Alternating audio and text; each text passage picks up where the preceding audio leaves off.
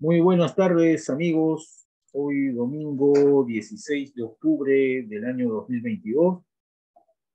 Nos vamos ya por el tercer año de este ciclo de charlas astronómicas virtuales de la Aliada. Soy Manuel Rojas, presidente de la Liga Iberoamericana de Astronomía, la Aliada. Hoy tenemos la segunda parte de la charla denominada Una mirada profunda en el infrarrojo, el telescopio espacial James Webb. Segunda parte, que estará a cargo del profesor Rafael Quirola, quien es profesor de astronomía, tiene un diplomado en el Observatorio Meudon de París en astrofísica y mecánica celeste del año 2007, es coordinador de la sección astrofísica de la Aliada y es profesor del Planetario de Buenos Aires, es vicepresidente en Díaz y se conecta desde Buenos Aires, Argentina. Agradecemos también, como todas las semanas, a nuestro amigo Juan Carlos Flores por prestarnos gentilmente su plataforma Zoom. Adelante, Rafael, buenas tardes. Hola, ¿qué tal?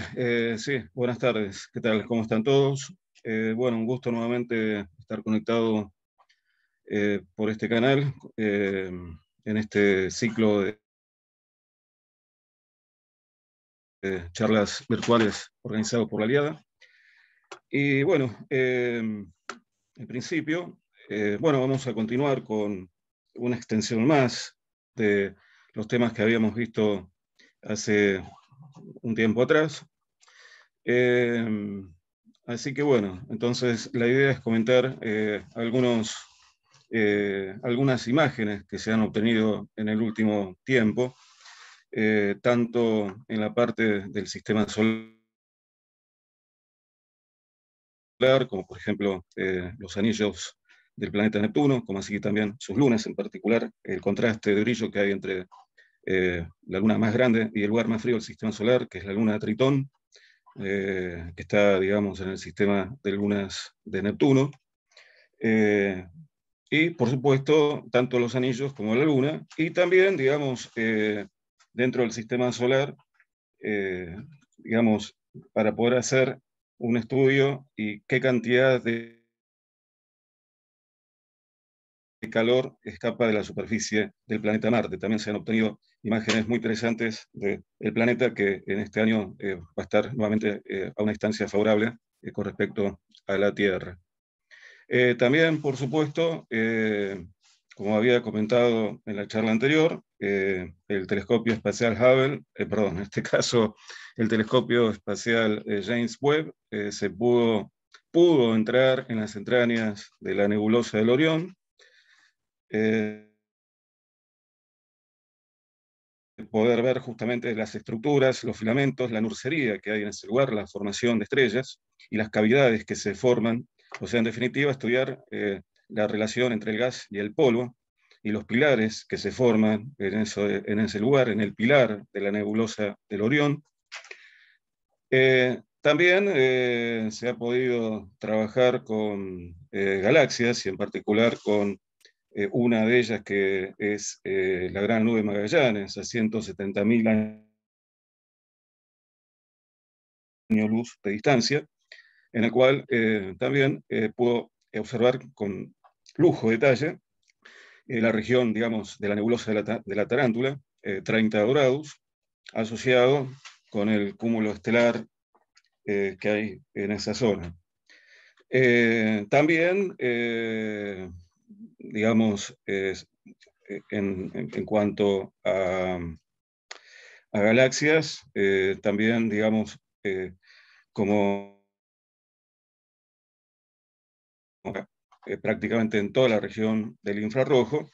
Entonces, también estuvo, digamos, observando otras estructuras de galaxias, como galaxias para poder ver la forma de la estructura de la barra, es decir, entrar en lo que aparentemente se ve en forma homogénea en las imágenes en el visible o en el ultravioleta, entrar a ver la estructura compleja que hay en justamente esa barra, en particular de las galaxias espirales barradas. Recordemos, en principio, tengo que pasar, a ver, esperen que no está puesto en...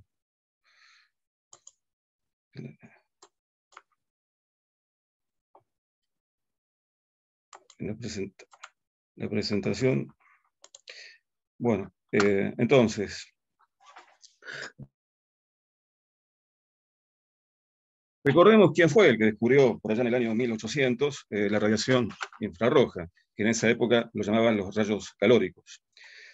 Bueno, justamente el que descubrió, y la primera persona que descubre que más allá de la región del espectro visible también hay un cierto tipo de radiación, fue el astrónomo inglés de origen alemán, William Herschel, que como sabemos fue el descubridor del planeta, digamos, el planeta Urano, por allá en el año 1791, y bueno, y también hizo importantísimos aportes en lo que es la observación y la estadística de la distribución de las estrellas, como para poder armar el primer mapa de la Vía Láctea, ¿no? Que lo realiza mediante observaciones de estrellas, el mapa correspondiente a la Vía Láctea. Pero en este caso, bueno, él lo que le interesaba es como tenía dos telescopios y tenía distintos filtros, entonces, de color, entonces quería ver, digamos, qué es lo que pasa cuando, con respecto al calor que pueda tener cada filtro en el telescopio. Entonces, para ello diseñó una experiencia con termómetros, en el cual en los bulbos ponía un material ennegrecido, y bueno, y también tenía como referencia otros termómetros de prueba, en el cual, digamos, al hacer las mediciones, encontraba que la temperatura decrecía desde la región del violeta hasta la región, digamos que crecía en realidad desde la región violeta hasta la región roja, y que más allá de la región roja, la temperatura acusaba la existencia de un tipo de radiación en el cual la temperatura más allá del espectro visible del rojo se presenta un tipo de radiación, rayos calóricos, que luego se va a llamar la radiación infrarroja. O sea que la radiación infrarroja, entonces, en principio, podemos decir que fue descubierto entonces por William Herschel allá en el año 1800. Previamente, bueno, con respecto a la parte espectral, el que, digamos, mediante la experiencia de un prisma y pudo ver la dispersión y el conjunto de colores que va desde el violeta hasta el rojo, lo realizó Isaac Newton. Y no tan lejano al descubrimiento de la radiación infrarroja, Johann Ritter va a descubrir, más allá del extremo azul-violeta del espectro visible, la radiación ultravioleta. Entonces a nosotros nos va a interesar justamente la radiación infrarroja, ya que este telescopio va a trabajar con los objetos más fríos, como por ejemplo la región de formación de las nubes y del polvo en relación a cómo se forman las estrellas, o ver también en un universo muy lejano, por lo tanto en un corrimiento hacia el rojo significativo, en un universo mucho más temprano, que por el efecto del corrimiento al rojo, lo podemos observar en la radiación infrarroja del espectro. Entonces, digamos que es importante que cómo evitar justamente los ruidos, como para que el telescopio no sea perturbado por otras emisiones de radiación infrarroja cercanas que eclipsen la radiación infrarroja propia de los cuerpos que uno quiere analizar.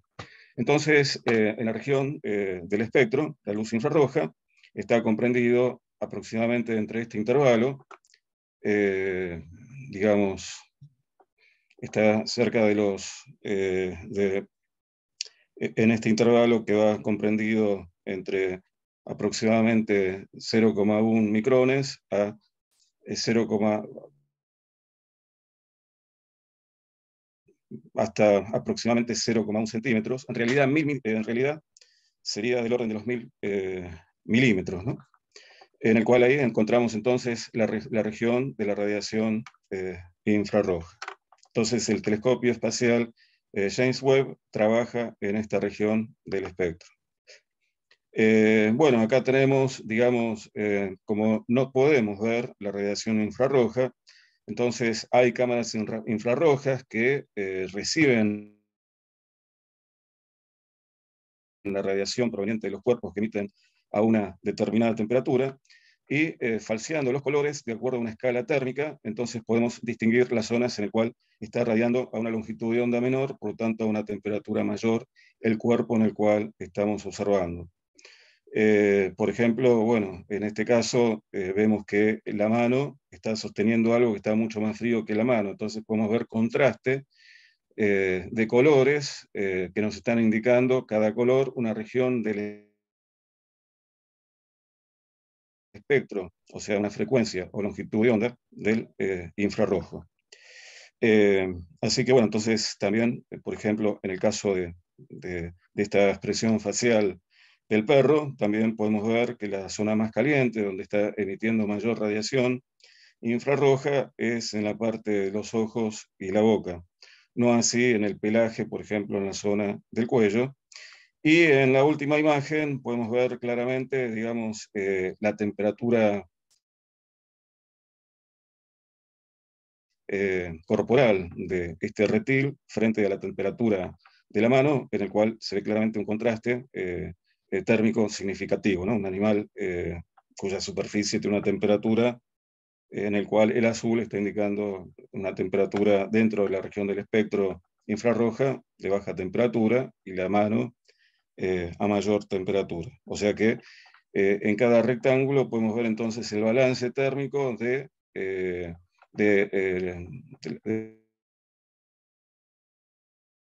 de los cuerpos que estamos observando, no en el visible, sino en el infrarrojo. Es interesante ver que, por ejemplo, si ponemos una bolsa de nylon negra y tapamos a la mano, en el visible la mano no la veríamos, pero si nosotros vemos con una cámara infrarroja, podríamos ver justamente la transparencia de la bolsa negra, en el cual podemos ver la mano dentro de la misma, ¿no? Es decir, que la radiación infrarroja, tomando como ejemplo la mano dentro de la bolsa, justamente el telescopio espacial James Webb entra dentro de las nebulosas y con sus instrumentos puede, a través de la región del espectro que está analizando, ver, digamos, el conjunto de los objetos que están emitiendo o absorbiendo radiación infrarroja, por lo tanto, a distintas temperaturas. O sea, se puede hacer una termografía o un mapa de temperaturas de acuerdo a la radiación térmica en el rango infrarrojo, eh, el mapa de la temperatura, como decía recién. Pero bueno, sabemos que si nosotros estamos, digamos, en un observatorio o estamos en un radiotelescopio, sabemos que cualquier cuerpo que supere los 0 grados Kelvin ya está emitiendo radiación infrarroja, entonces es el equivalente a que si nosotros estamos en un telescopio terrestre, bueno, los instrumentos, todos los objetos están, de acuerdo a la temperatura, emitiendo radiación infrarroja. Entonces, digamos que para poder trabajar en ciertas regiones del infrarrojo, se necesita, digamos, enfriar a los instrumentos de tal manera de que ese enfriamiento permita que la radiación infrarroja proveniente de la fuente que uno quiere observar en la región de la ventana que uno puede ver, no sea interferido por la radiación infrarroja de los objetos que hay en el observatorio. La atmósfera misma brilla en el infrarrojo, la Tierra misma, es decir, habría en la Tierra el gran problema está justamente en esa emisión de radiación infrarroja de los cuerpos a distintas temperaturas en el espectro infrarrojo. Lo mismo, eso sería con respecto a la Tierra. Se puede entonces resolver en parte mediante sistemas criogénicos, enfriar con gases criogénicos el instrumental, los instrumentos necesarios como para que el sistema sistema mismo esté a una temperatura acorde para poder recibir información infrarroja del astro que uno quiere analizar. Pero el problema también no está solamente en la superficie terrestre o en la interacción de los objetos que estén en la Tierra, atmósfera, montaña, piedra, instrumentos, telescopio mismo, personas. Nosotros emitimos a una temperatura de 10 grados Kelvin, perdón, de 10 micras, a una temperatura, bueno, cercana a los 30 grados centígrados, 36 grados centígrados. Y entonces vemos que también está el problema, digamos, de la atmósfera como buen absorbente de la radiación, en particular de la radiación infrarroja, a causa de la existencia de dióxido de carbono y agua. Digamos, en los valores comprendidos entre 1 micrómetro a 10 micrómetros, vemos que la atmósfera en la región infrarroja, y en particular cerca de los 10 micrómetros, tenemos ventanas en el cual nos permite observar en el infrarrojo. Pero luego, para longitudes de onda mayores, bueno, la combinación de esos gases invernaderos, tanto el agua como el dióxido de carbono, bloquean justamente prácticamente la radiación infrarroja, cosa que a su vez nos permite que, digamos, que el incremento de estos gases invernaderos, sabemos que el delicado equilibrio térmico entre la radiación que se recibe y la radiación que, digamos, se emite, ese punto de equilibrio, puede, digamos, puede producirse un problema serio si hay un incremento de gases invernaderos atrapando la radiación infrarroja, por lo tanto aumentando la temperatura de la atmósfera terrestre. Es interesante ver a la vez la gran ventana que tenemos en la atmósfera para antenas, para la radioastronomía, ¿no? Para ya ondas de radio, y también parte de las ondas de y también para las microondas, por ejemplo, el proyecto ALMA o el proyecto LLAMA, que trabajan con un conjunto de interferometría de antenas. Bueno, desde la Tierra es posible hacer eso debido a que existen grandes ventanas para la región radio. No así entonces para la región del infrarrojo, que tenemos entonces este inconveniente. Entonces, dado el inconveniente propio de los objetos en superficie por la emisión infrarroja, o sea, la emisión infrarroja sería ver el equivalente a tratar de ver las estrellas de día. Entonces, digamos que hay una interferencia de tal magnitud que necesitamos que se enfríe como para que esa luz infrarroja disminuya, o sea, causa el enfriamiento y por lo tanto permita distinguir fuentes infrarrojas como galaxias milimétricas u otros objetos en el cual la atmósfera, en el cual se pueden observar. Entonces, en la Tierra hay telescopios que trabajan en el visible y parte del infrarrojo, y están pensados en lugares altos y secos, en el cual pueden trabajar como el gran telescopio en Roque de los Muchachos, en la isla Canarias, en La Palma, en el cual es un gran telescopio que trabaja en la región visible y también una parte en la región infrarroja. Acá abajo, bueno, no se llega a ver bien, pero acá tenemos los intervalos de la longitud de onda para cada región del espectro, la frecuencia, y bueno, para cada región del espectro, ¿no? Radio infrarrojo, que en realidad acá estaría entre el radio y el infrarrojo las ondas, las microondas, ¿no? El visible, el ultravioleta, los rayos X blandos duros, los rayos ultravioletas A, B y C, el infrarrojo cercano, el medio y lejano, en la región del intervalo de infrarrojo, y luego los más intensos y los más energéticos. Recordemos que la anarquía se incrementa a medida que vamos de longitudes de onda larga a longitudes de onda corta. Entonces, en los rayos gamma tendríamos la menor longitud de onda y la mayor frecuencia de esa radiación.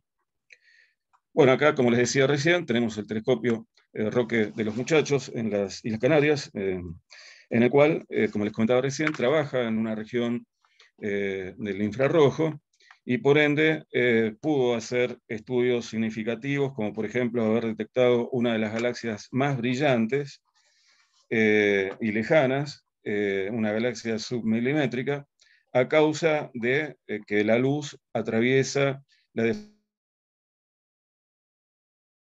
deformación del espacio por un cúmulo galáctico. O sea que la luz de esa galaxia submilimétrica encuentra en su camino una lente causada por la distribución de masa de esas galaxias, una lente gravitatoria, que habíamos hablado en la charla anterior, que amplifica varias veces, digamos, tanto el tamaño como el brillo. Por lo tanto, digamos que en la región infrarroja se pudo detectar a través de este telescopio esa galaxia submilimétrica que pasó a ser una de las más brillantes observadas, pero a causa del efecto de la lente gravitatoria, de la curvatura del espacio, a causa de la masa o energía contenida en esa región del espacio. Bueno, acá tenemos la imagen de la lente, digamos, una especie de lente gravitatoria tipo anillo de Einstein, en el cual podemos ver cómo, digamos, cómo se ven la deformación y las líneas curvadas que corresponden a la misma galaxia, ya que si uno hace el análisis espectral de estos arcos de luz, digamos, no hay alteración de información en el espectro para cada región de estas estructuras que se ven acá, que es el resultado de la deformación de estas galaxias, donde ahí vemos en el centro una galaxia muy masiva y otras galaxias mucho más cercanas a la que observó el gran telescopio de Canarias. También podemos observar en el infrarrojo, por ejemplo, cómo los satélites geoestacionarios meteorológicos, por ejemplo el GOES 13 y el GOES 15, ubicados a 75 grados oeste y 135 grados oeste, y que están fijos en ese lugar porque son satélites geoestacionarios, pueden seguir el estudio de la concentración del vapor de agua. O sea, esta es una imagen de estos satélites meteorológicos en el cual pueden estudiar el comportamiento y la concentración del vapor de agua, por lo tanto, tanto la cinemática como la dinámica del mismo, y en una resolución 4K. También con un telescopio de 0,85 centímetros, en honor a un astrónomo llamado Spitzer, que fue el pionero, el que dio la pauta por los problemas de la observación en el infrarrojo en la Tierra, tanto por lo que decíamos recién, por los problemas locales como por los problemas atmosféricos, de poner, no solamente en la región infrarroja, sino también en la región de rayos gamma o rayos X, o inclusive ultravioleta, poner telescopios espaciales, como por ejemplo este telescopio, el telescopio Spitzer, de 0,85 centímetros de diámetro, que, fíjense, la diferencia entre el visible y el infrarrojo obtenido por el Spitzer de la galaxia de Andrómeda. O sea que en la primera, en el visible, se ve aparentemente homogéneo la estructura con una región brillante hacia el núcleo de la galaxia.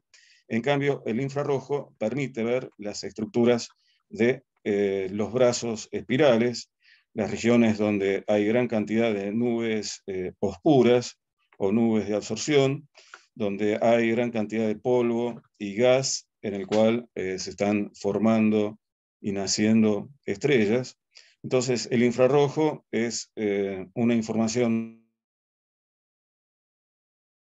muy valiosa en la astronomía porque permite comprender y estudiar escenarios bueno, de cómo se forman las estrellas y estudiar la arquitectura de una galaxia, como por ejemplo la región del disco fino, y la interacción con el disco grueso, donde en el disco fino sería la región donde hay gran cantidad de nube de gas y de polvo, en el cual se pueden dar las condiciones para el colapso gravitatorio y la formación de estrellas a partir de nubes de gas. Acá tenemos una imagen más detallada de la misma, en la cual se puede ver la región del núcleo galáctico, entonces se puede ver también el comportamiento de la interacción del gas en relación a la parte central y la forma, la estructura espiral en el disco galáctico. Bueno, también acá, por ejemplo, desde Tierra, mediante el Very Large Telescope en Chile, de la ESO, se puede, como dijimos recién, manteniendo las condiciones y las temperaturas para que no haya interferencia de radiación infrarroja de otras fuentes, observar contrastes de lo que se ve en el visible con respecto a lo que se ve en el infrarrojo. Esta nebulosa oscura, de 2 masas solares aproximadamente, en el cual que está a una distancia del orden de los 500 años luz en la constelación de Ofiuco, es potencialmente un lugar en el cual se puedan llegar a formar algunas estrellas. Como tiene un tamaño pequeño, digamos del orden de medio año luz, a una distancia de 500 años luz, entonces estas nebulosas se denominan las nebulosas o glóbulos de Bok, en el cual, como dijimos recién, pueden dar formación a estrellas como a estrellas, el nacimiento de estrellas si hay un desequilibrio entre la presión gravitatoria, o sea, las partículas, la interacción que hay que hacen tender hacia el interior, y el mecanismo térmico de las mismas que hacen que haya una presión contraria contra la presión de origen gravitatorio, en el cual encuentran una especie de equilibrio. Entonces tiene que derrumbarse de tal manera ese balanceo, de tal forma de que se pueda producir una contracción gravitatoria y por ende la formación de estrellas. También anteriormente al telescopio espacial Spitzer estuvo presente en el espacio el AIRES,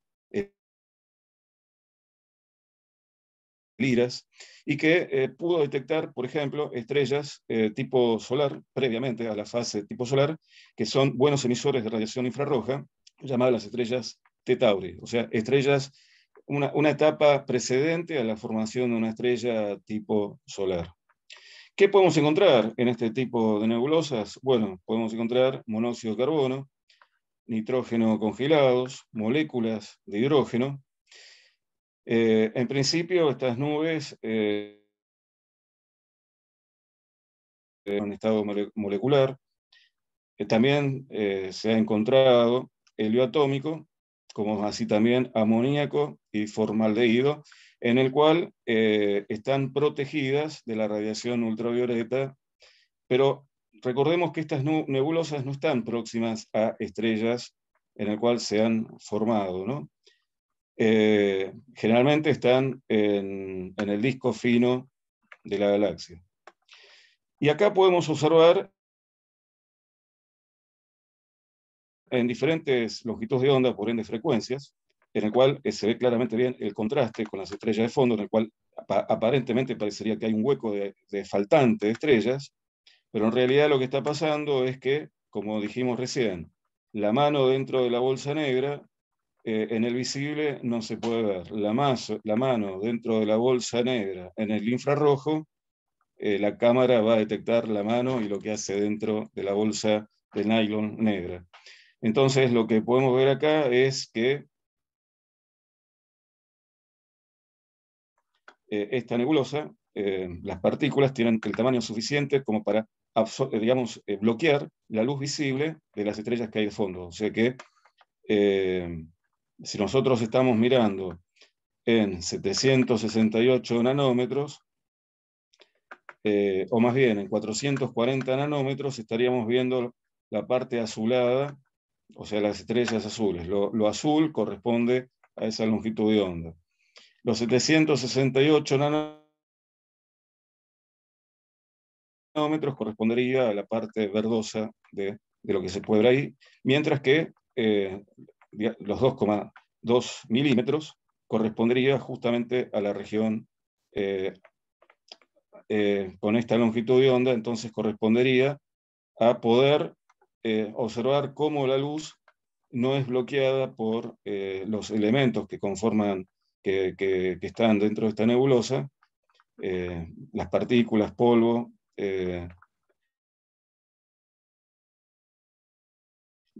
que son sorteadas por esas longitudes de onda y son detectadas por este grupo de telescopios, el Very Large Telescope, desde Tierra. O sea que esta es una imagen no espacial, sino que es una imagen infrarroja, con todos los detalles y todo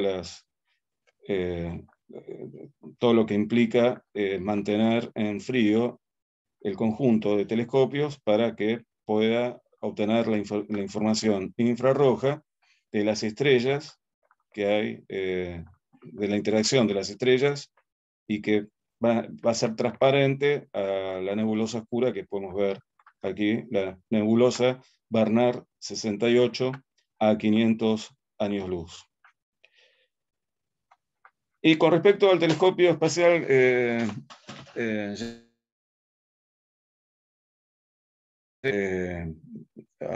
a uno de los responsables de la misión Apolo por allá en el año 1963. Entonces, en la charla anterior habíamos hablado de cómo un telescopio en el espacio, podemos poner, por ejemplo, el telescopio espacial IRAS o algún otro telescopio que esté relativamente cercano a la Tierra, pero el problema es que la Tierra y la Luna para poder observar el universo muy temprano, por lo tanto, poder recibir información infrarroja proveniente de las primeras estrellas y de las primeras galaxias que se forman en el universo, o, por ejemplo, el estudio de la composición química de la atmósfera de los exoplanetas, o bien, digamos, las regiones frías, los puntos fríos y calientes, las superficies de las lunas, como por ejemplo Tritón, las regiones volcánicas heladas, donde se puede llegar a observar nitrógeno.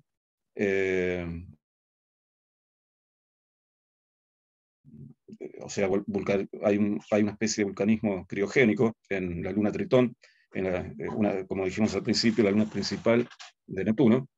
Entonces, digamos, se requiere que el instrumento esté lo más frío posible como para que no haya, digamos, interferencia con otras fuentes de la radiación que queremos ver. O sea, recordemos nuevamente, es decir, si estamos de día, luz visible, no podemos ver las estrellas. Entonces, ¿de qué forma enfriamos de tal manera de que podamos ver, entre comillas, siguiendo ese dicho, las estrellas en infrarrojo, por así decirlo, ¿no? Entonces, por un lado, se necesita que el telescopio espacial James Webb, como dijimos en la charla anterior, tiene que estar a una distancia, lo ubicaron en un lugar de tal forma de que prácticamente está oscurecido la parte que interesa del instrumento, o sea, sus instrumentos, la parte instrumental y la parte, digamos, de los espejos, el primario y el secundario. El espejo primario, recordemos que tiene un tamaño del orden de los 6,5 metros de diámetro y está formado por 18 espejos hexagonales. Entonces, digamos, hay un instrumento que sí se necesita que esté muy frío porque trabaja con longitudes de onda hasta los 20 micrómetros, que es el MIRI, que trabaja en el infrarrojo medio y nos va a permitir detectar estructuras o, digamos, lugares muy fríos del universo. A mayor longitud de onda en el infrarrojo, más frío, entonces, está más frío, podemos entonces observar objetos más fríos en el universo, como por ejemplo, bueno, la formación de las primeras estrellas.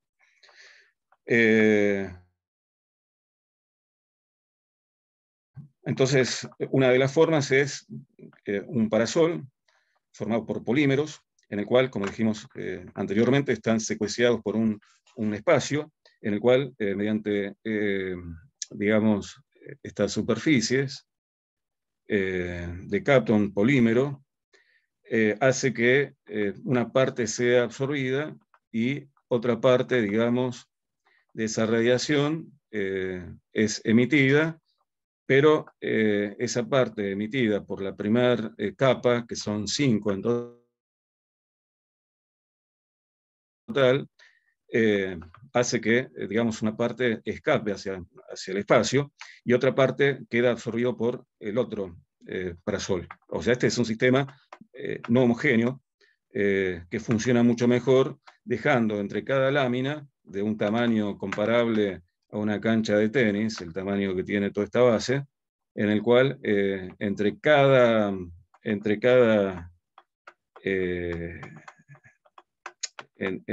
línea que podemos ver ahí, una parte de la radiación escapa hacia el espacio y otra parte queda absorbido en la siguiente, hasta que baja la temperatura lo suficiente como para que no afecte el instrumental y en particular también los espejos, que también tienen que bajarlo a una temperatura como para que los espejos de berilio y también de oro, ya que es un muy buen reflector de la luz infrarroja, no estén afectados. Hay una, bueno, y acá estarían las regiones, los comportamientos. Acá, por ejemplo, esta cajita roja, tenemos el compartimiento electrónico de la caja del instrumental, de los 4 instrumentos principales que están detrás del espejo principal del telescopio Webb. Y o sea, acá tenemos una vista en el cual podemos ver el espejo principal enfrentado al espejo secundario.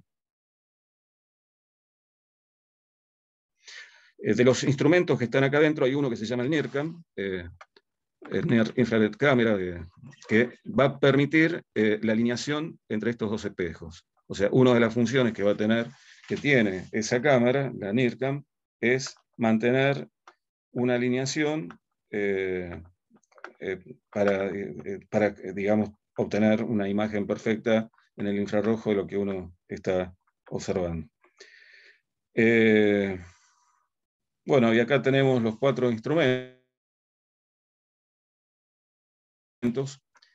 El Near Infrared espectrógrafo de la cámara. Bueno, este es el importante, el que decía. El MIRI es el que tiene que estar más frío y para lograr una temperatura del orden de los 266 grados bajo cero, o que esté a una temperatura del orden de los 7 grados Kelvin, al MIRI hay que enfriarlo en forma criogénica, o sea, con un gas criogénico, como por ejemplo el helio, de tal forma de que el MIRI a esa temperatura no va a tener ningún contraste, ningún obstáculo en el infrarrojo de otras fuentes que intercepten o bloqueen la información que uno quiere obtener. Acá tenemos como un aspecto muy importante de la astronomía, es lo que se denomina el índice de color, que está relacionado con la temperatura del objeto en el cual está emitiendo una temperatura de equilibrio térmico. Y abajo tenemos las letras correspondientes de los filtros que se pone a un telescopio para poder medir el flujo o la magnitud para un determinado filtro, por ejemplo, el filtro azul, el visible, o filtros en la región infrarroja que se puede ver en este lugar, ¿no? En esta barra horizontal. Entonces tenemos que tanto uno como otros trabajan en el NIRCam, de la obtención de imágenes, como también trabaja en esta región con espectros. En general se dice que una imagen vale más que 1000 palabras, pero en este caso un espectro vale más que 1000 imágenes. O sea que es muy importante el resultado espectroscópico de lo que se observa, como por ejemplo el estudio de las galaxias profundas o lejanas, que al principio, cuando fueron detectadas, el gran problema que se generó en cuanto a el tiempo de formación de las primeras estructuras, si eran concordantes o no, con el modelo del Cold Dark Matter, en el cual indica en qué momento tendrían que estar apareciendo las galaxias en el universo. Bueno, acá entonces tenemos los 4 instrumentos fundamentales en el cual trabaja el telescopio James Webb. Y bueno, como dijimos hace un rato, el lugar en el cual va a trabajar óptimamente, lejos de la radiación infrarroja proveniente tanto de la Tierra como de la Luna, y con el parasol bloqueando la entrada de la luz solar, moviéndose, orbitando en un punto llamado el punto Lagrange L2, que está a una distancia de 1,5 millones de kilómetros de la Tierra. Si lo comparamos con el Hubble, entonces, bueno, orbita a una distancia de 570 kilómetros y la Luna a una distancia de 384.000 kilómetros. Uno de los problemas, para si hay algún inconveniente con la instrumentación, es la dificultad de poder resolver, ya que no están no son instrumentos externos como ocurrió con el telescopio espacial Hubble cuando obtuvo las primeras imágenes de ciertas galaxias, mostrando errores significativos, problemas ópticos, en particular la miopía que presentó al principio el telescopio espacial Hubble.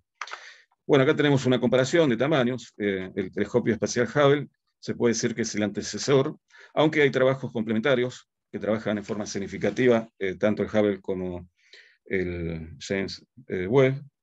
Pero bueno, en principio, como tiene un tamaño mayor, por lo tanto tiene una resolución y un poder de resolución mucho mayor que el telescopio espacial Hubble. Pero claro que el Hubble trabaja prácticamente en el visible y también algo en la región del espectro, en la región del espectro ultravioleta. El James Webb prácticamente trabaja en toda la zona de la radiación del espectro infrarrojo, ¿no? de la radiación infrarroja. Acá tenemos entonces las 3 secciones de los espejos hexagonales y cómo están conformados, en el cual tienen detrás de ellos,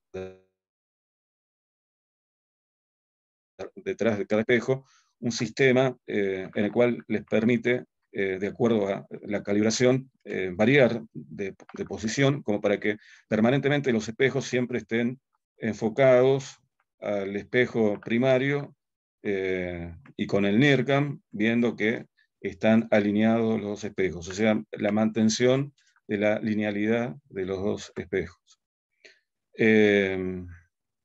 Bueno, como les comentaba, acá tenemos, digamos, superficies, o sea, acá tenemos un dibujo que nos está mostrando lo que se denominan las líneas equipotenciales, en el cual podemos observar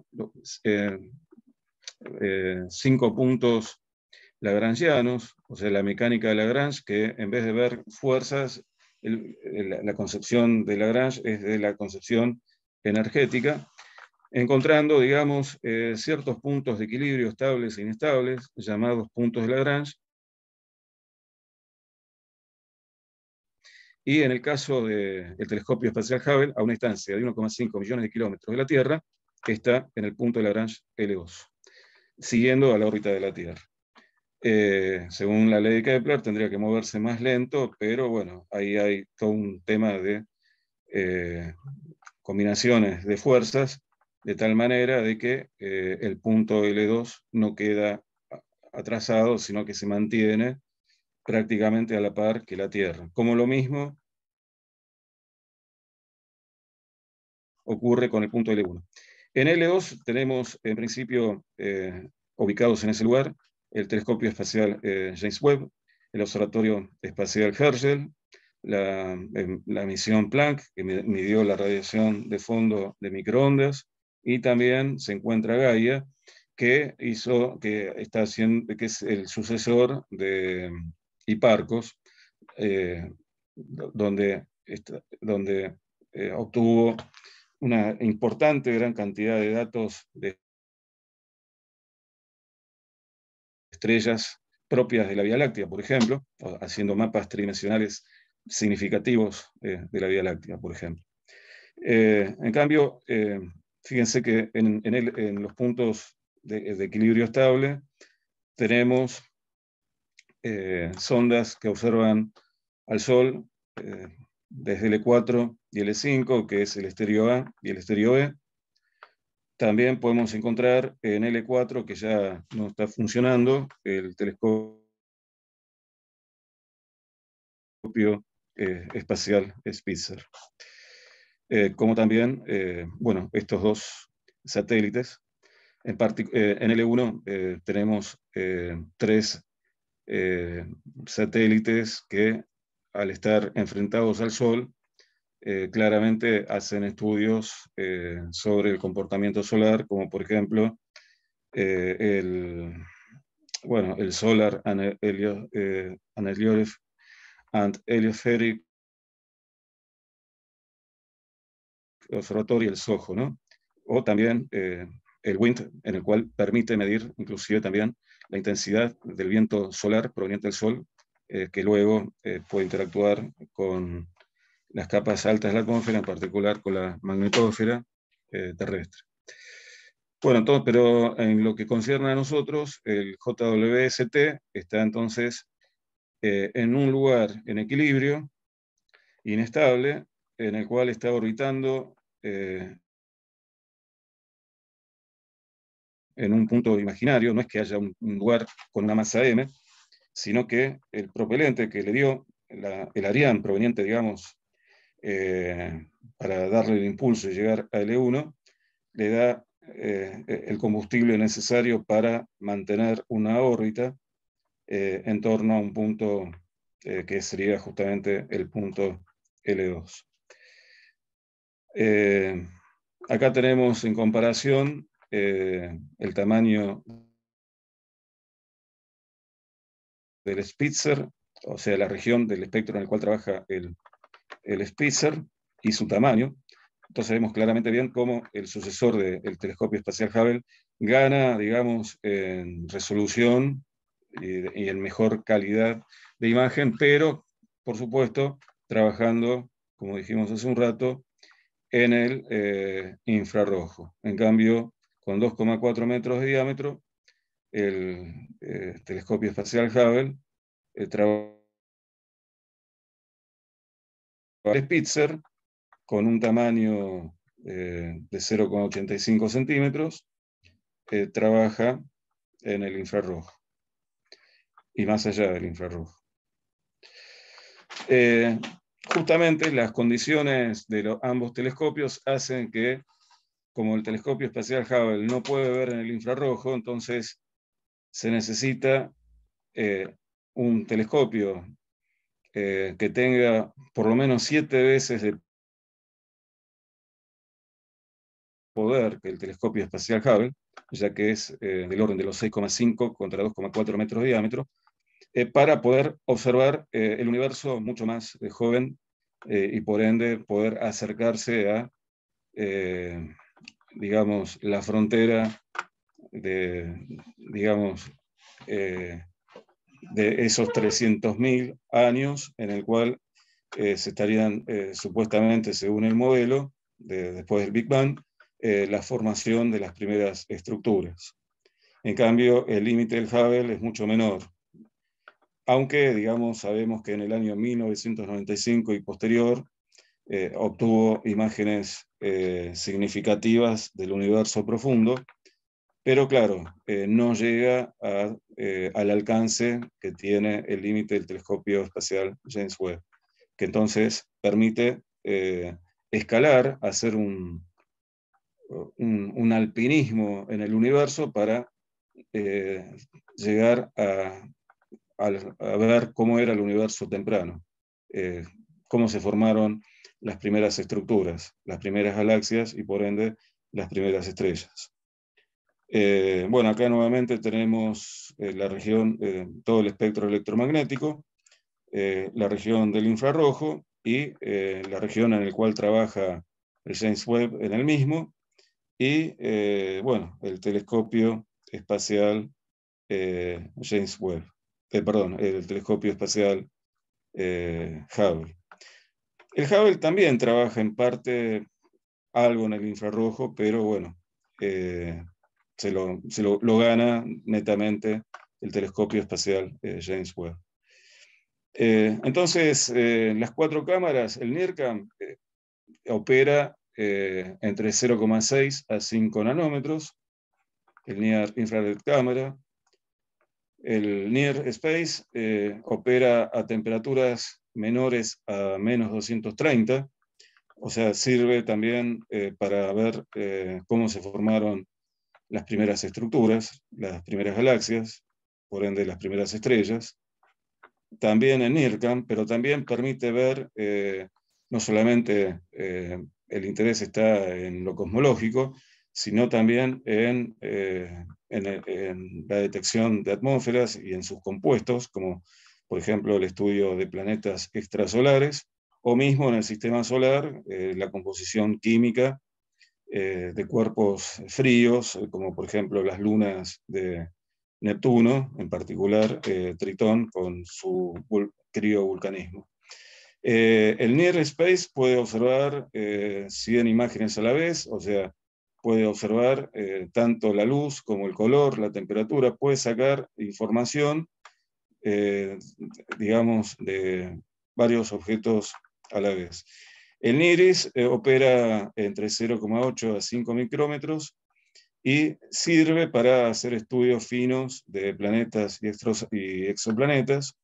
Y el MIRI, como trabaja hasta prácticamente los 20 micras, sirve para poder analizar y estudiar justamente el estudio de las galaxias y estructuras recién formadas. Bueno, recordemos que las primeras imágenes que fueron publicadas, que salió para el público en general, fueron estas 5. Una de ellas fue la región de la nebulosa Carina.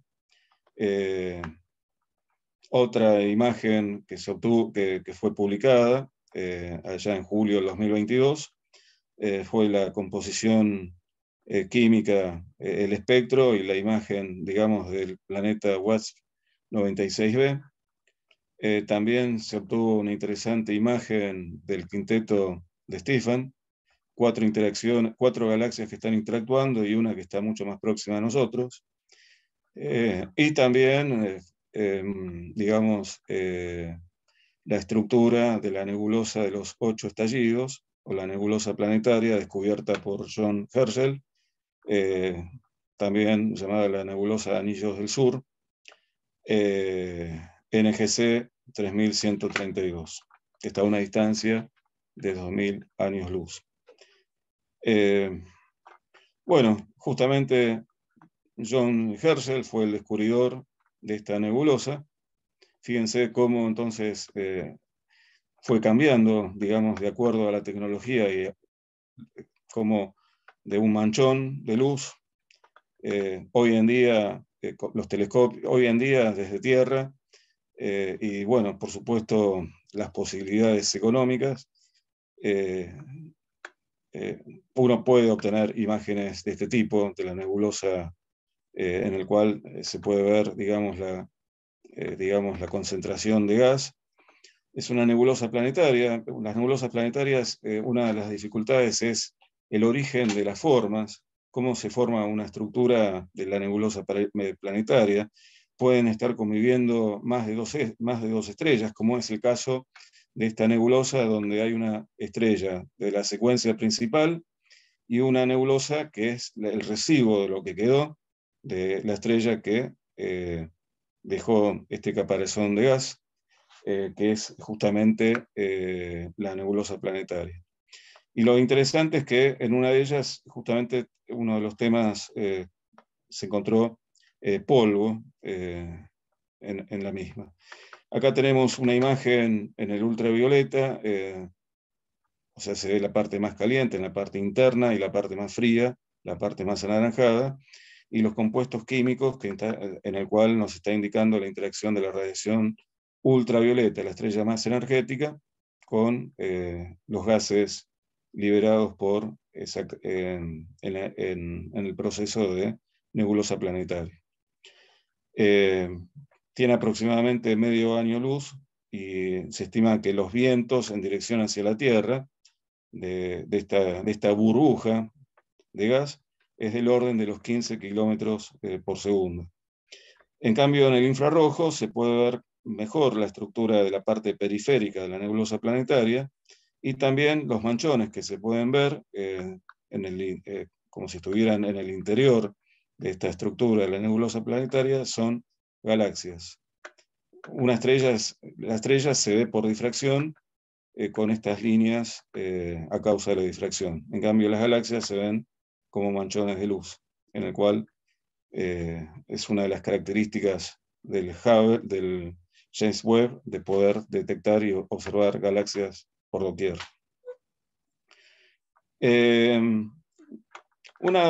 También observó una cosa muy interesante que tiene que ver con un sistema binario y la interacción de los vientos, de cómo se puede llegar a generar polvo.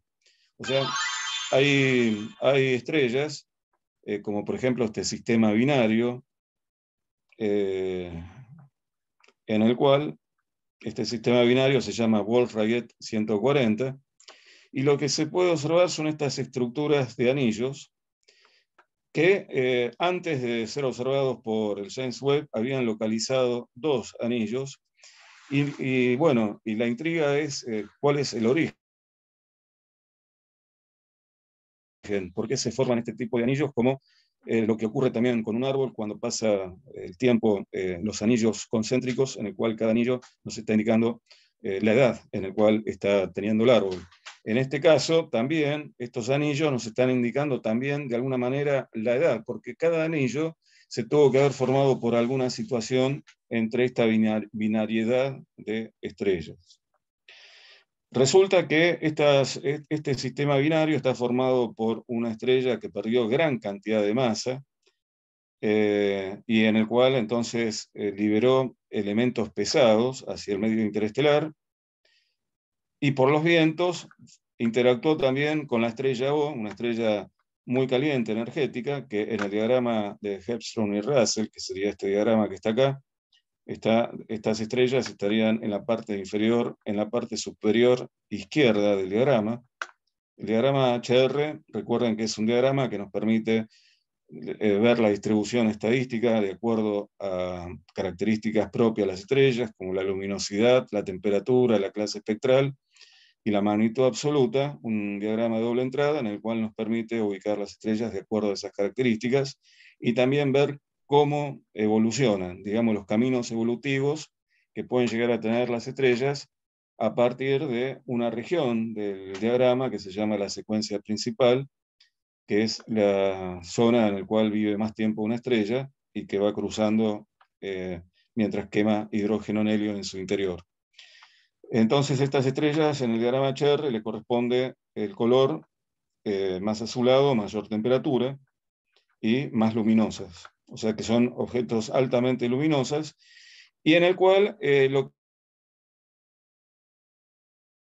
que se encuentra es que a nivel orbital, la estrella Wolf-Rayet es una estrella con una excentricidad que hace que se acerque en forma periódica muy próximo a la otra estrella, a la estrella O. Pero no en una forma circular, no, o sea, tiene una excentricidad bastante importante. Recordemos, por ejemplo, la excentricidad vendría a ser, digamos, qué tan, si consideramos la excentricidad cero, correspondería a una circunferencia.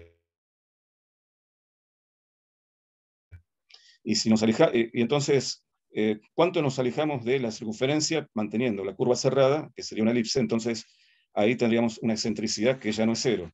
Entonces, en el caso de la órbita de la Wolf-Rayet, es una excentricidad que hace que se acerque en forma periódica, pero teniendo una órbita bastante excéntrica. Fíjense que el valor es de 0,8993 con un error de 0,013, o sea que la excentricidad nos está indicando que es una órbita bastante elíptica, la estrella Wolf-Rayet, Wolf-Rayet, y que, digamos, cuando se produce la distancia mínima, que sería el periastro del sistema, como las estrellas emiten viento, y en particular la estrella Wolf-Rayet, digamos, libera gran cantidad de material pesado, esos elementos, como por ejemplo el carbono, por la presión que se va a generar, puede transformar, debido a la gran presión del encuentro entre el material eyectado por ambas estrellas, la formación de gas en polvo. O sea que tenemos una fábrica de formar polvo. O sea que estos anillos concéntricos, a través del MIRI, como trabajan longitudes de onda muy largas, nos permite estimar el tamaño y la distancia, el tamaño y las características propias de cada anillo. Son 17 anillos, que se estima que pueden llegar a haber más anillos, y que, como decíamos hace un rato, los anillos circulares de un árbol, entonces cada anillo nos está indicando justamente el momento de mínima aproximación entre este sistema binario, formando justamente todas esas, a partir del gas, poder formar el polvo, ¿no? Esta estrella, Wolf-Rayet, es una estrella justamente rica en carbono y que está clasificada de esta manera, y que tiene una masa del orden de 10 masas solares aproximadamente. En realidad, las Wolf-Rayet clásicas pueden llegar a tener una masa del orden de los 25 masas solares, y por los grandes vientos tienen grandes pérdidas de masa por año, liberando las cáscaras externas de la atmósfera estelar, y por lo tanto son buenos depositarios de elementos químicos pesados, y por ende, en un sistema el gas se puede transformar en polvo. También hay otras Wolf-Rayet, pero que con su compañera forman órbitas más bien circulares.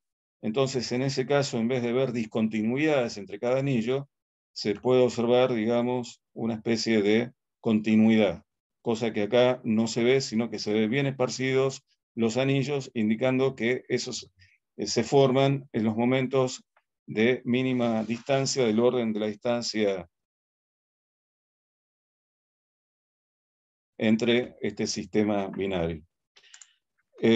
Acá hay algunos datos. Uy, perdón. Ya no, me fui para el otro lado.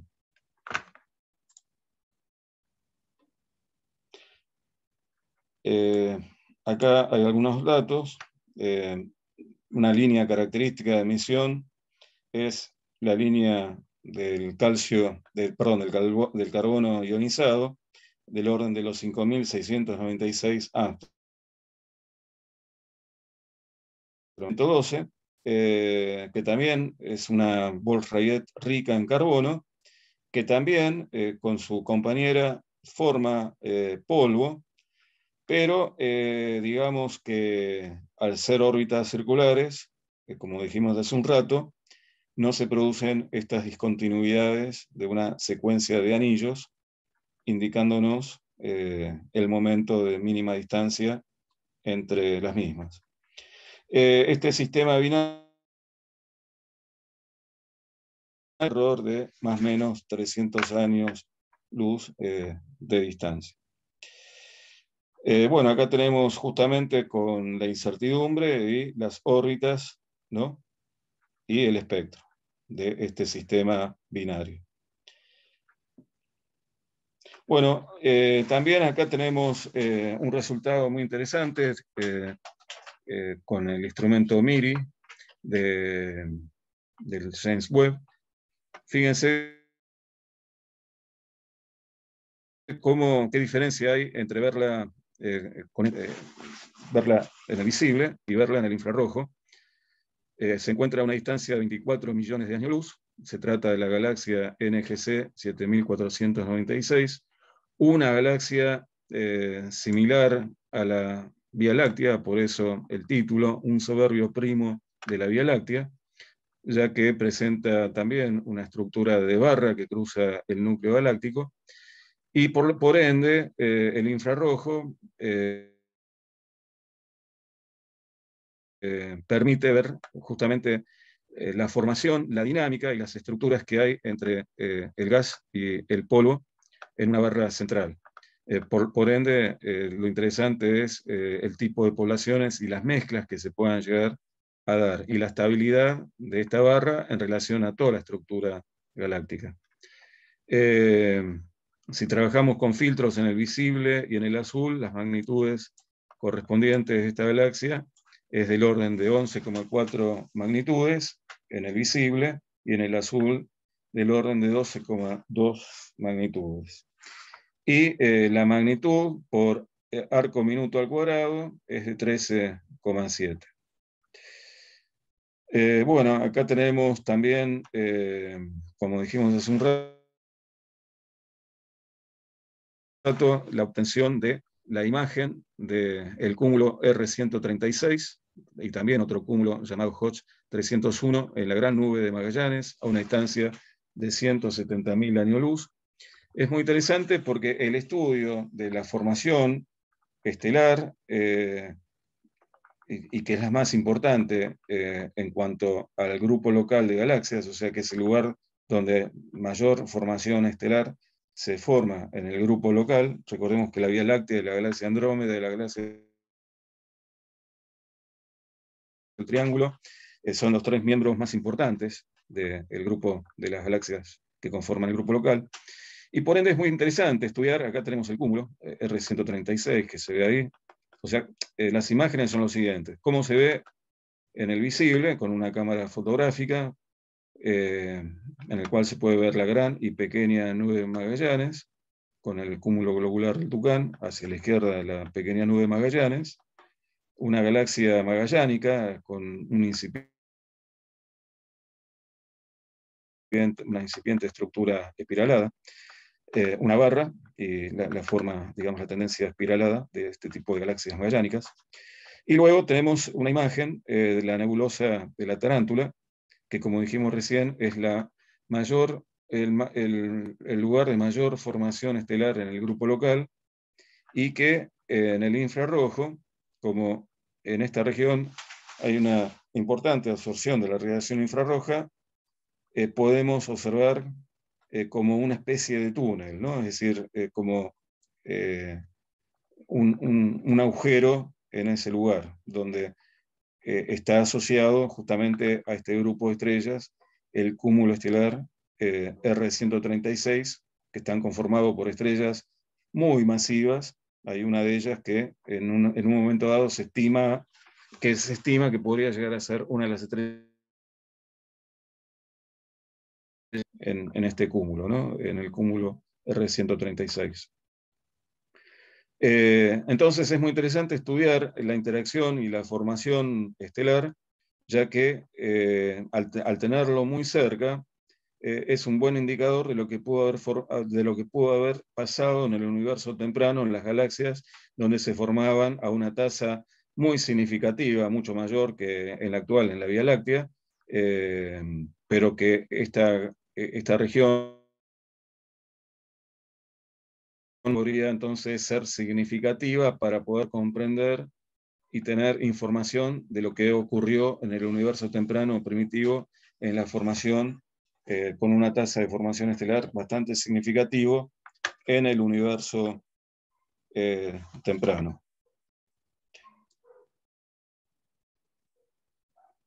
Bueno,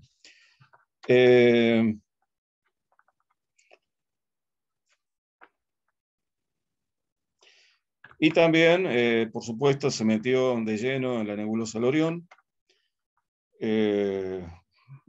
Bueno, acá tenemos el pilar de la nebulosa del Orión.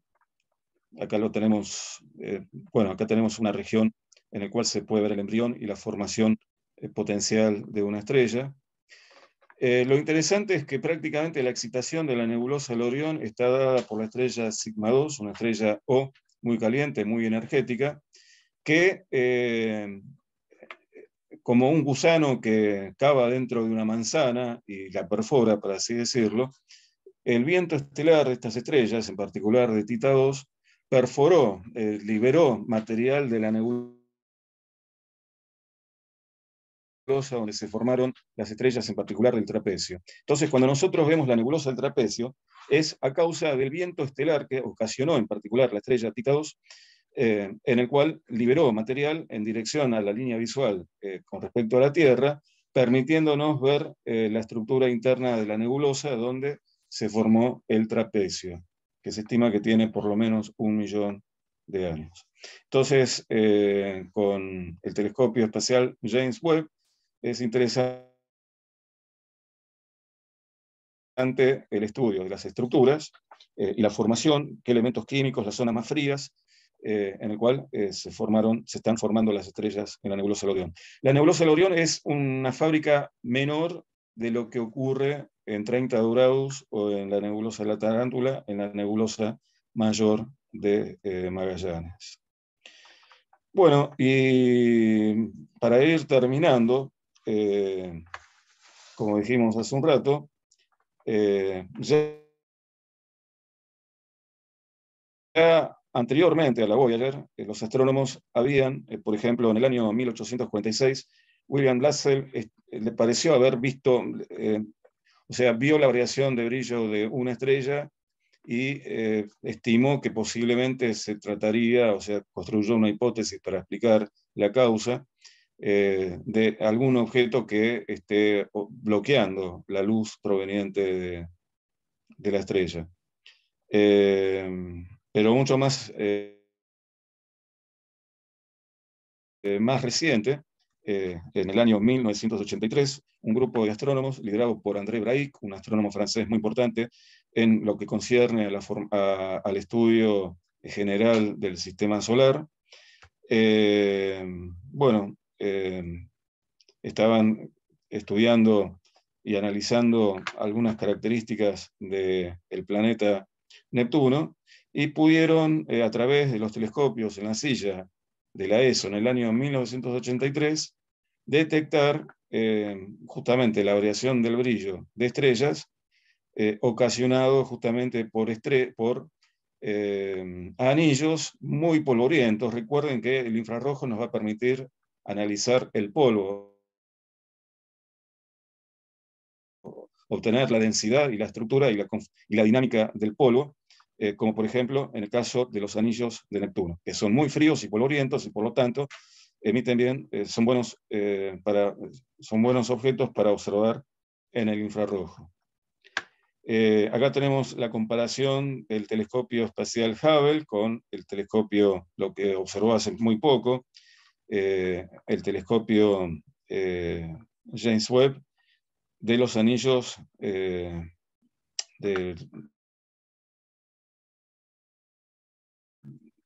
los anillos de Neptuno. Bueno, en principio a una distancia de entre 41.000 y 43.000 kilómetros encontramos el primer anillo con respecto al planeta, en honor al astrónomo alemán que por los cálculos obtenidos por Le Verrier, pero también por Adams, digamos cuando mediante cálculos, porque, o sea, Neptuno, recordemos que fue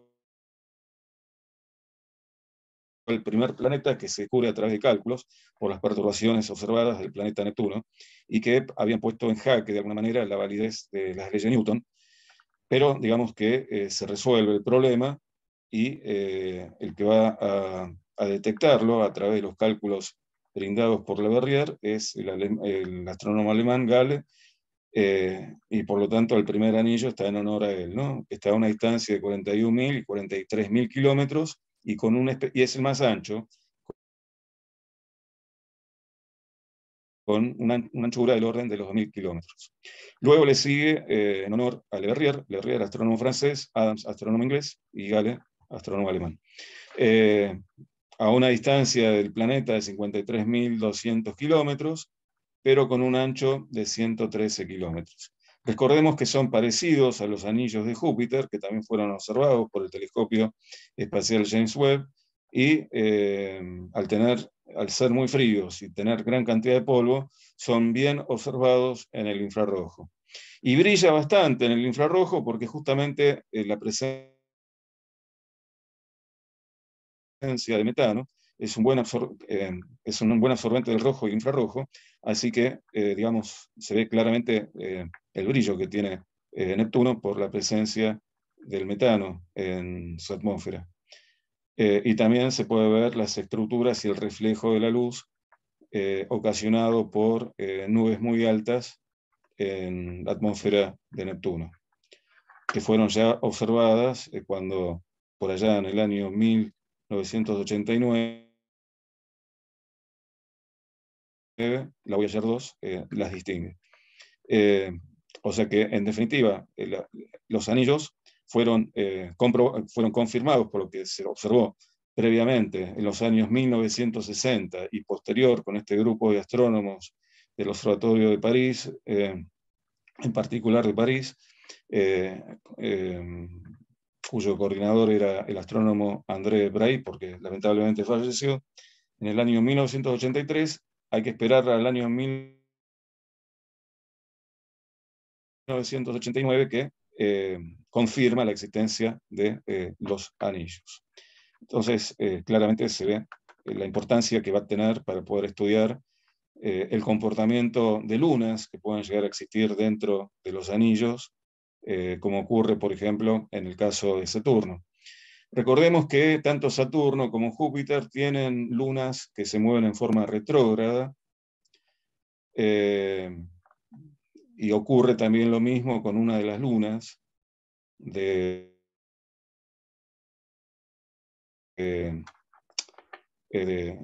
Neptuno, llamado Tritón.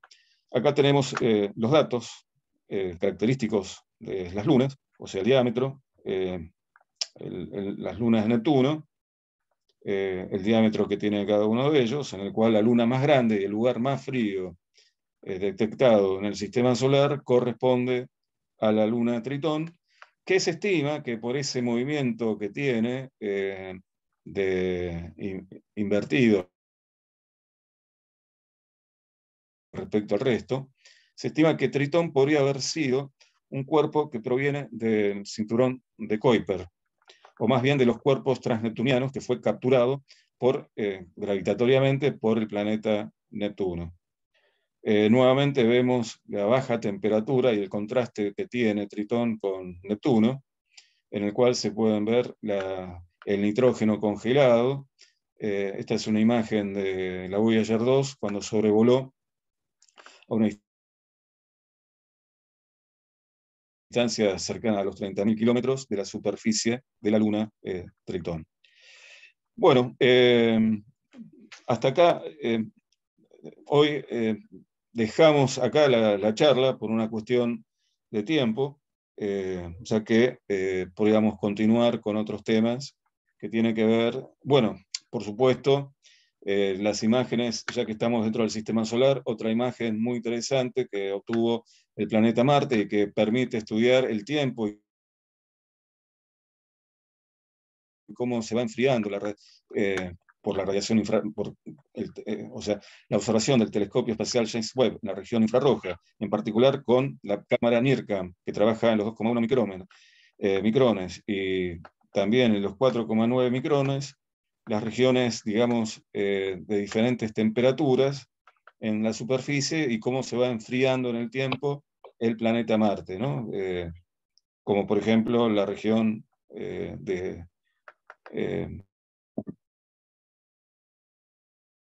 subpolar, el punto subpolar del planeta Marte. Bueno, con respecto a galaxias, recordemos que el problema con respecto a las galaxias ultralejanas, que estarían en un corrimiento al rojo significativo, y que generó, digamos, en los primeros artículos publicados, la posibilidad de que se hayan formado antes lo que predice el modelo de la formación de galaxias, de acuerdo al modelo de Cold Dark Matter, y además la masa que pueden llegar a tener las galaxias primitivas en relación a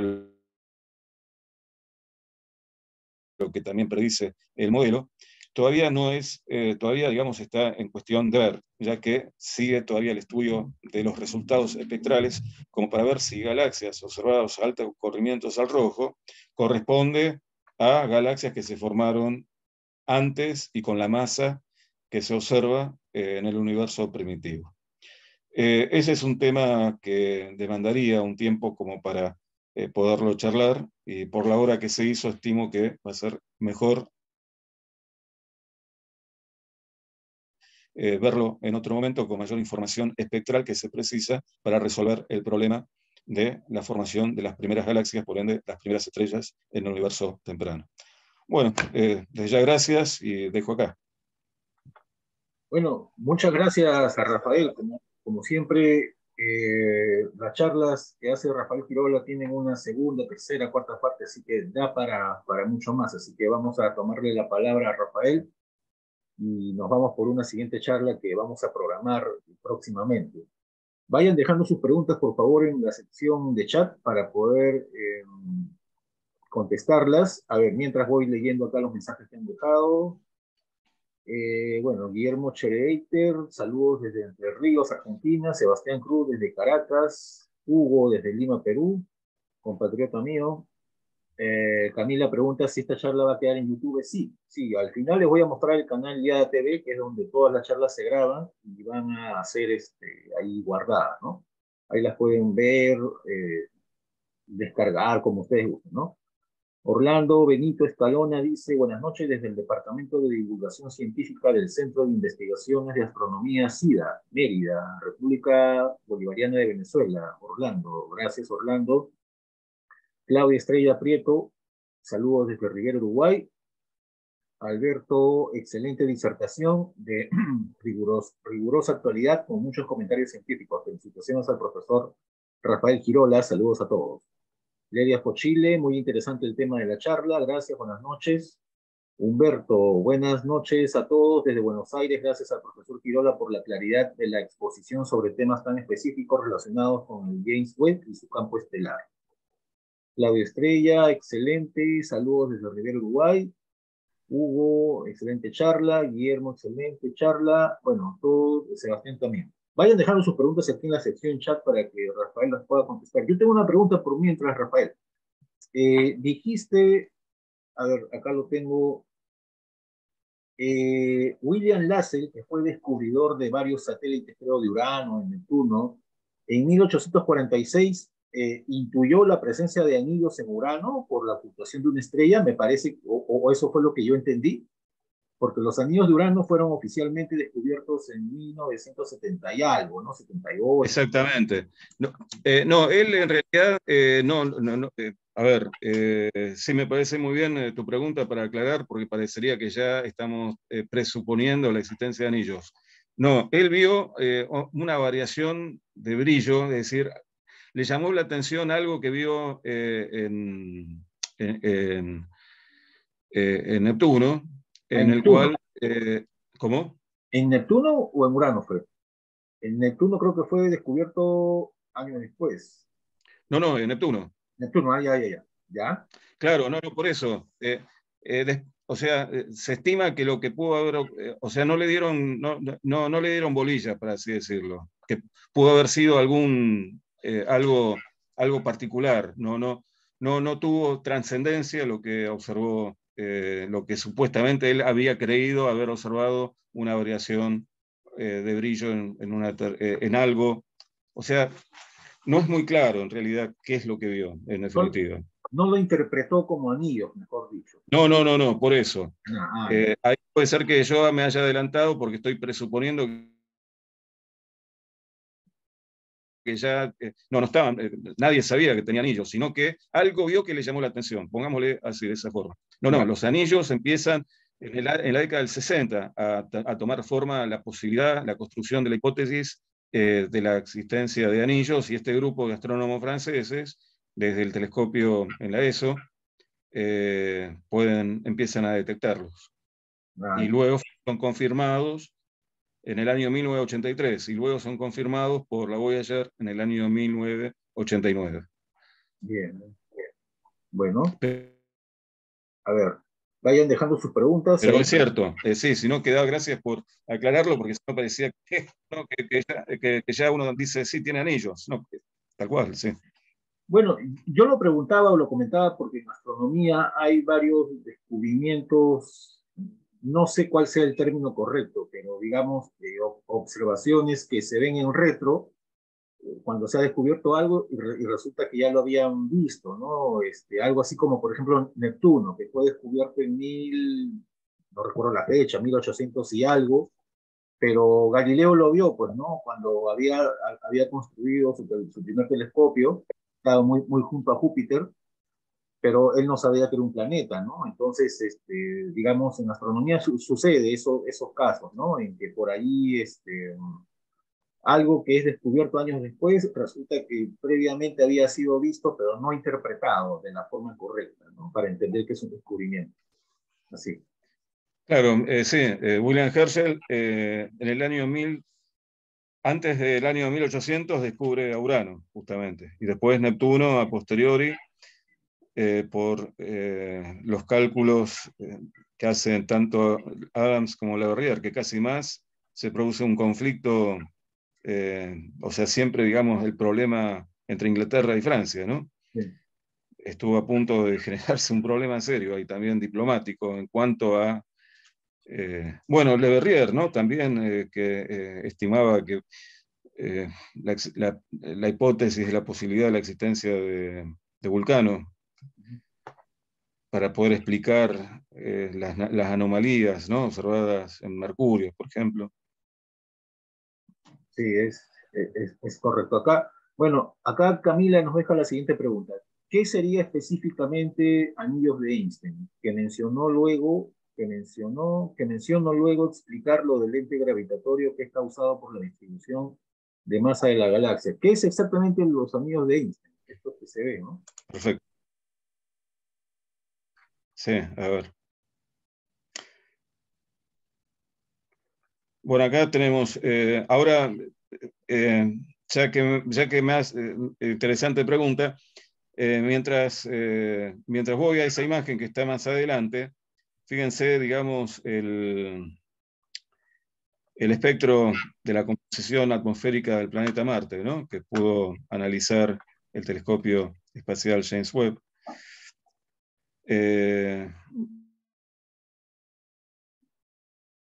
Bueno, está más adelante. Y está acá el tema de las lentes gravitacionales. Yo pensaba que lo tenía, a ver. No, ese dibujo.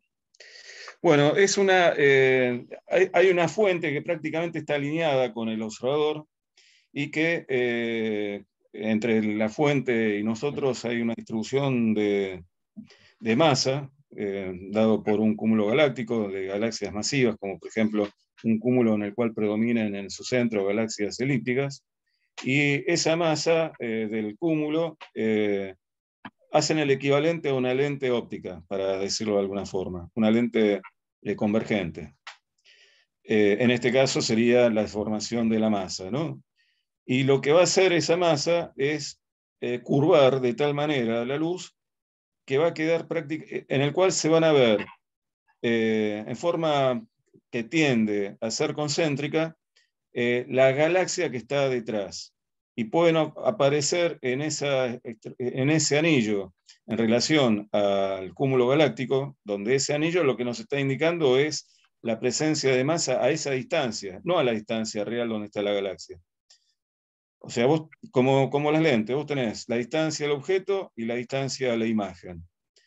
Entonces, de acuerdo a ese objeto, de acuerdo a la presencia del cúmulo galáctico, se te va a deformar la luz por la curvatura que produce esa masa. No va a seguir, va a seguir el camino más corto posible, pero de acuerdo a la geometría asociada a esa deformación de la masa, dada por la masa o contención de energía en esa región del espacio. Y si prácticamente está alineado, te va a dar una especie de anillo en el cual pueden concentrarse en ciertos lugares puntos bien brillantes, formando como por ejemplo una especie de cruz, también llamada la cruz, sí, bueno, el anillo de Einstein, ¿no? No sé si... Sí. Bueno, a ver, vayan dejando sus preguntas, por favor, para que conteste el profesor Rafael. Mientras tanto, bueno, a ver, aprovechando un poquito el tiempo, voy a compartir unas cosas. A ver, Rafael, voy a compartir pantalla yo. Hoy hablábamos con Juan... sí. Ah, perfecto. Sí, sí. Sí. No, ¿ibas a decir algo? Discúlpame.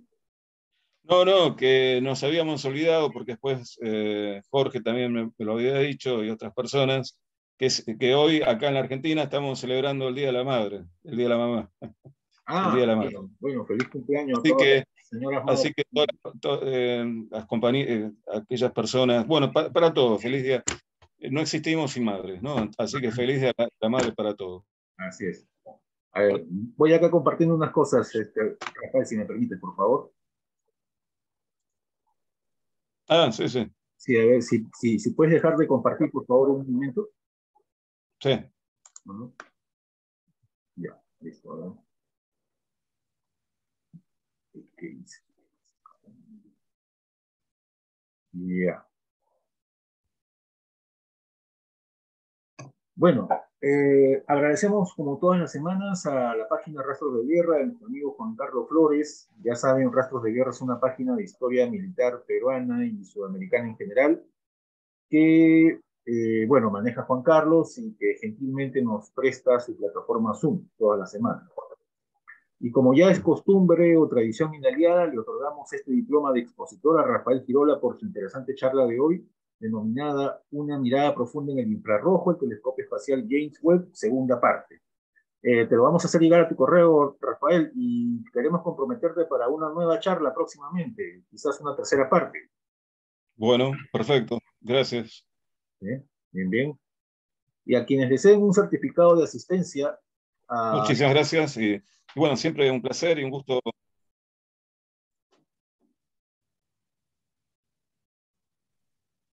¿Sí? Bueno, ¿Sí? sí. Gracias, Rafael, gracias. Igualmente, gracias. ¿Ya? Y a quienes deseen un certificado de asistencia de esta charla pueden solicitarlo a este correo charlas.liada@gmail.com, charlas.liada@gmail.com. Eh, y también, bueno, esta charla llega siempre gracias al trabajo del equipo de Charlas Liada, compuesto por el profesor Jorge Cobalan, que no ha podido venir hoy, y este servidor Manuel Rojas. También les voy a mostrar rápidamente el canal de YouTube a donde se suben todas las charlas, canal Liada TV en YouTube, ahí están todas las charlas anteriores, dentro de un par de horas más o menos vamos a subir esta, y ahí tienen para descargar o para ver todas las charlas que se han dado hasta el momento, ya en estos 3 años de ciclos de charlas que tenemos. Este es el canal Rastros de Guerra de YouTube, también de nuestro amigo Juan Carlos, ahí pueden ver sus pequeños documentales de historia que hace Juan Carlos y bueno, nunca está de más pedirles que se suscriban y le pongan un clic o un me gusta a sus videos, ¿no? Para poder ayudar en la labor de difusión que hace Juan Carlos. Pueden suscribirse a nuestra página de Facebook, Liada, Liga Iberoamericana de Astronomía, y ahí van a estar enterados de todas las actividades de la Liada, todas las charlas que hay, y acá vemos a Jorge, precisamente hoy está en el último día me parece, de la Semana Nacional de la Ciencia. Ahí justo ha subido algunas fotos Jorge, vamos a verlas rápidamente, así que me imagino que debe estar en ese evento. Y se disculpó, dijo que no iba a poder estar presente. Así que ahí lo vemos, ¿no? Esto se está desarrollando en este momento en Santa Fe. Bueno, si no usan Facebook, también pueden entrar a nuestro foro Liada por correo electrónico que está en Google Groups. Ahí también se suscriben y van a estar enterados de todos los acontecimientos y charlas que hacemos semanalmente. A ver, vamos a ver por acá. Bueno, si no hay más preguntas, entonces ya nos despedimos y ya saben, la próxima semana todavía no sabemos el nombre del expositor, pero seguramente ya en el transcurso de estos días vamos a informar, así que están invitados el siguiente domingo a una nueva charla. Bueno, muchas gracias a todos los presentes por su asistencia, gracias a Rafael, y ya Rafael, ya sabes, nos vemos en una Muchas próxima gracias. charla, y gracias a todos también. Nos vemos. Gracias, gracias. Igualmente, gracias. Ya, nos vemos. Chao, chao. Gracias. Chao. No, Hasta la próxima semana. hasta la próxima. Ujú.